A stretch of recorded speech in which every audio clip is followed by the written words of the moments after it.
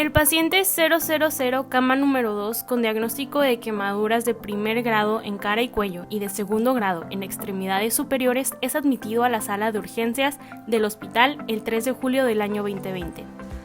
Los innumerables cambios fisiopatológicos ocasionados por una quemadura debido a la respuesta del organismo ante la situación y las múltiples intervenciones quirúrgicas que se le realizan en un periodo de tiempo corto hacen que los pacientes con quemaduras tengan alto grado de estrés metabólico, hipercatabolismo proteico y en consecuencia elevados requerimientos energéticos, todo lo cual repercute en su estado nutricional, en el resultado terapéutico y en la evolución. Primeramente, vamos a pedirle de manera amable al paciente que se suba a la balanza y una vez en ella vamos a medir el peso del paciente en kilogramos.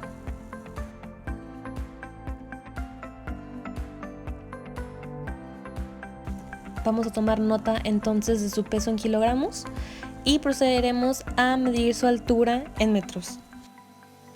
Entonces, una vez que tengamos ambos datos, vamos a poder dividir el peso en kilogramos sobre la altura en metros al cuadrado para poder sacar el índice de masa corporal del paciente.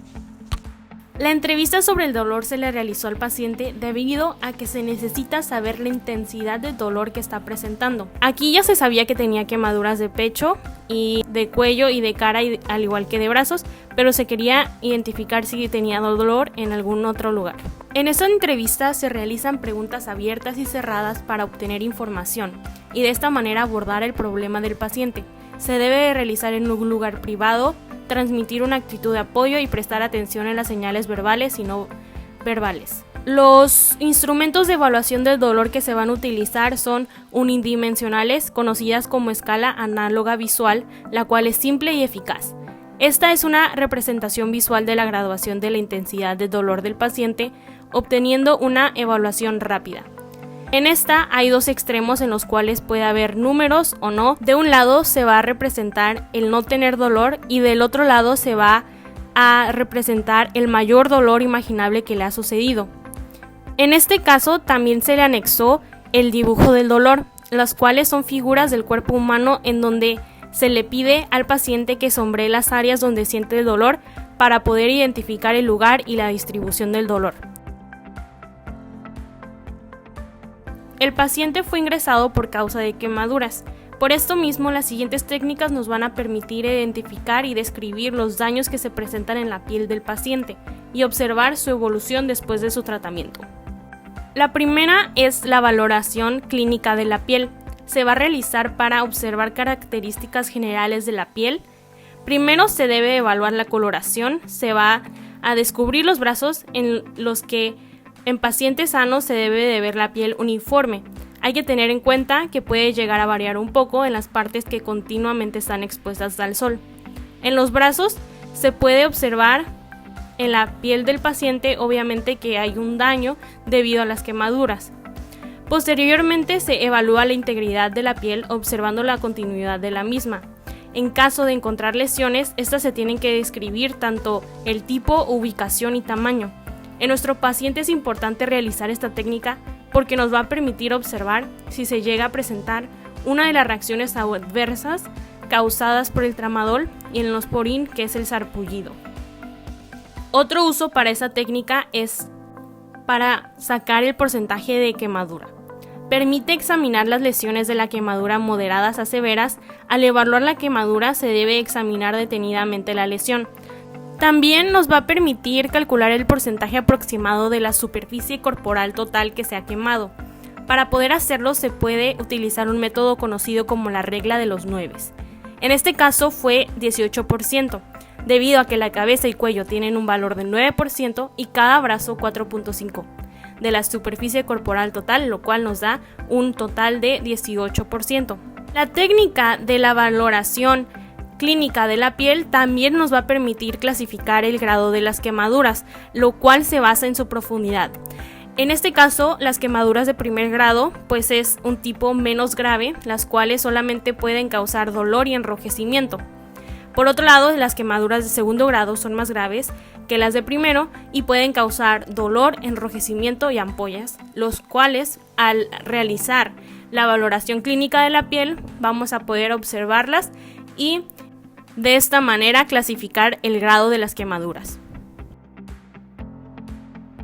Se procede a realizar la evaluación del reflejo pupilar al paciente 000 ante el estímulo de una luz.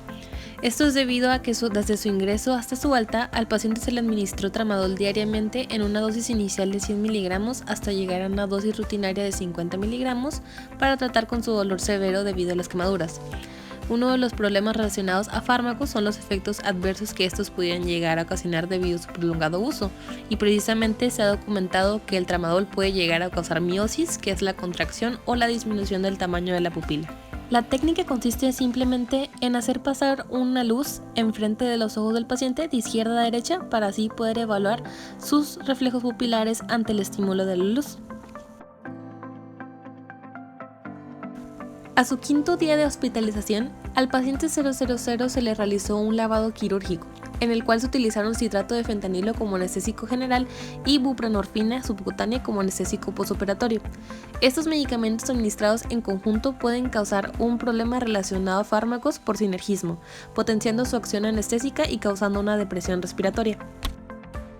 Es por esto mismo que se realiza la técnica de observación de la frecuencia, ritmo, profundidad y facilidad con la que el paciente respira. Procedemos entonces a contar durante 1 minuto las respiraciones que nuestro paciente realiza. Un rango normal está entre 12 a 20 respiraciones por minuto.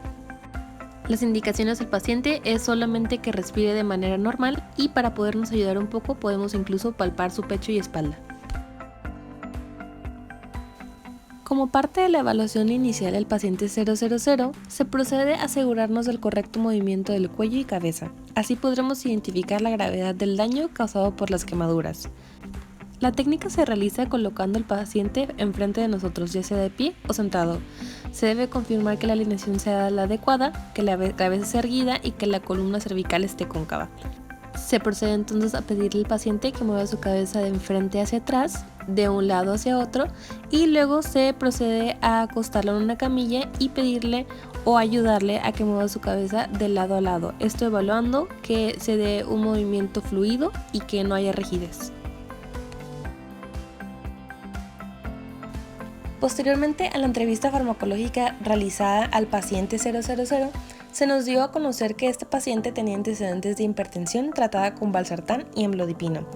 Según los datos obtenidos en la medida de tensión arterial en este paciente a su quinto día de ingreso en el hospital, es decir, el 8 de julio, su tensión arterial tuvo un pico a las 6 de la mañana con un valor de 151 miligramos de mercurio en su sístole y 78 miligramos de mercurio en su diástole, esto después de la administración de los medicamentos anteriormente mencionados, para después mantenerse en un valor normal y no muy variante a lo largo del día. Se asume que hubo una presencia de problemas relacionados al medicamento debido a la interacción terapéutica entre su medicación para el control de la presión arterial mediante mecanismo de bloqueo de canales de calcio y su otro medicamento para controlar la presión arterial, pero por mecanismo a nivel diurético.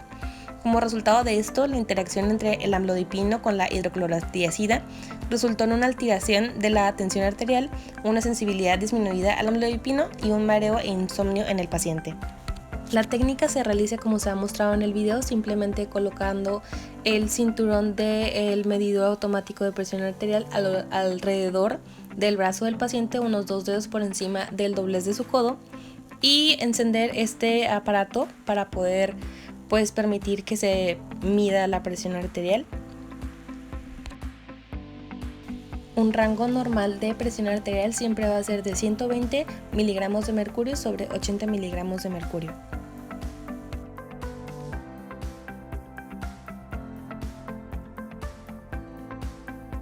Técnica a realizar es la medición del pulso radial y braquial. Primeramente se colocan los dedos índice y mediano sobre la arteria radial del paciente. Esta palpación se va a realizar con la punta de los dedos. Una vez que se colocan, se debe de ejercer una presión suave sobre la arteria para percibir la intensidad y el ritmo del latido. Las pulsaciones se deben de contar durante 1 minuto y luego se procede a repetir estos pasos para la medición del pulso braquial. Técnica: palpación de relleno capilar.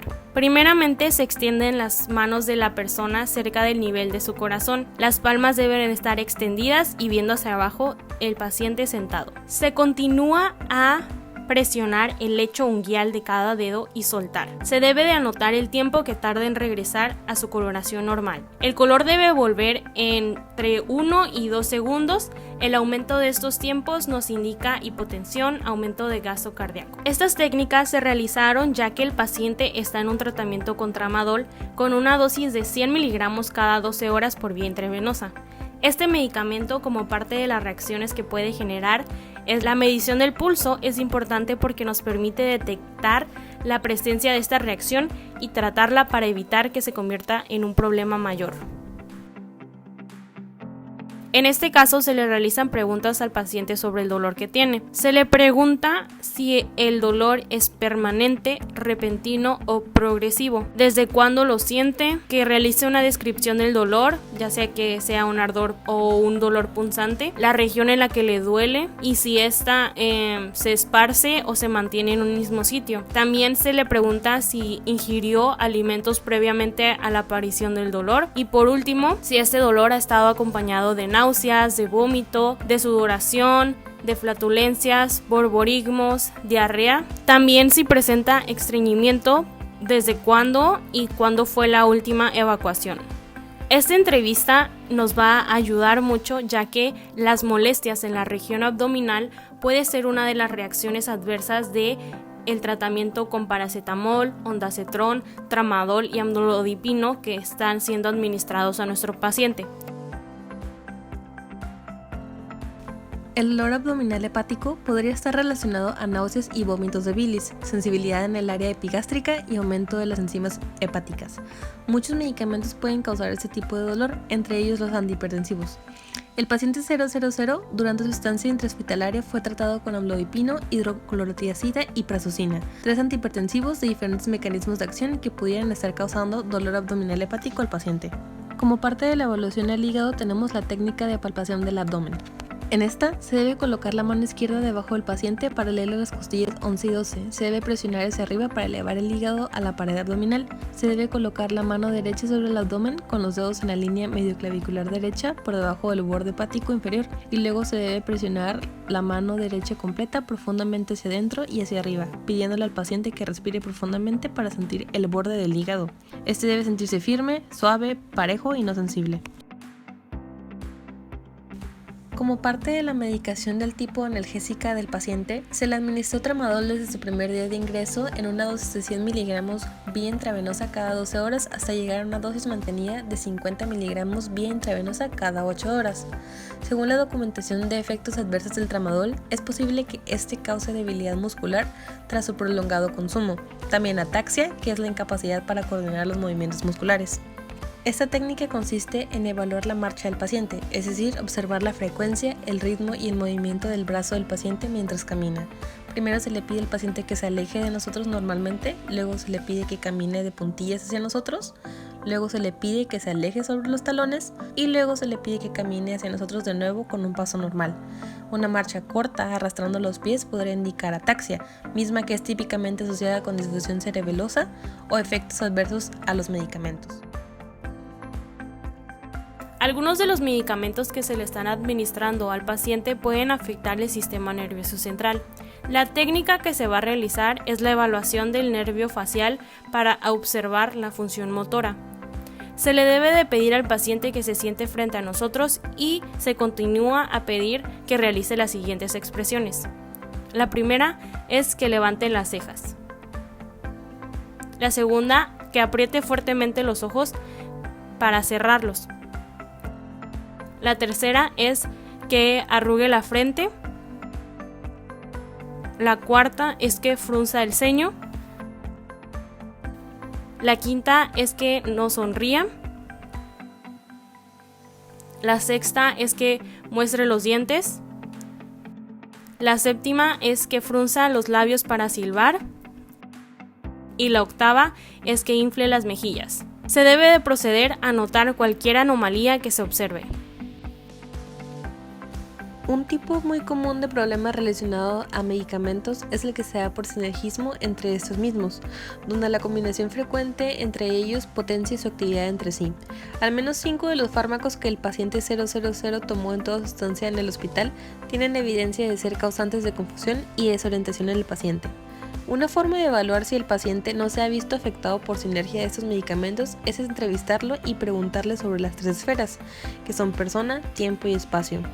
En este caso, nuestro paciente 000 siempre afirmó estar consciente de todo.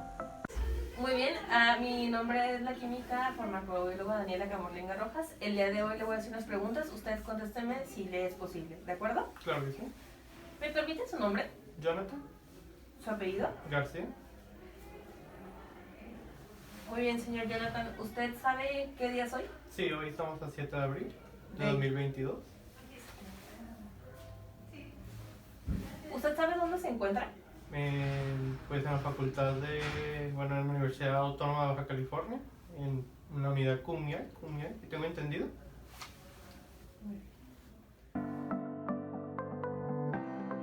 Como parte de la evaluación del sistema renal y como se ha estado mencionando a lo largo del video, a nuestro paciente se le fueron administrados varios medicamentos del tipo antidiuréticos para así poder controlar la hipertensión en el paciente. En este caso se estarían mandando a hacer laboratorios para evaluar la función endocrina a nivel de la hormona vasopresina, aldosterona y renina. En este caso también se estaría evaluando la función renal. Cabe mencionar que el paciente está tomando también el tramadol y este se sabe y está documentado que en sus reacciones adversas puede generar el síndrome de secreción inadecuada de la hormona antidiurética, por lo cual nuevamente se estaría evaluando la función renal junto a la función endocrina. Por último, el mismo día de su ingreso al hospital, al paciente 000 se le hizo una inspección de la integridad de sus genitales para así ver la viabilidad con la cual se le pudiera implementar una sonda de Foley para así drenar la orina. Tal como se puede apreciar en el video demostrativo, se realiza la palpación del pene y se evalúa la integridad del meato urinario mediante la palpación con los pulgares. Es entonces que una vez evaluada la integridad de los genitales del paciente, se procede a introducir la sonda Foley por el meato urinario hasta alcanzar la vejiga.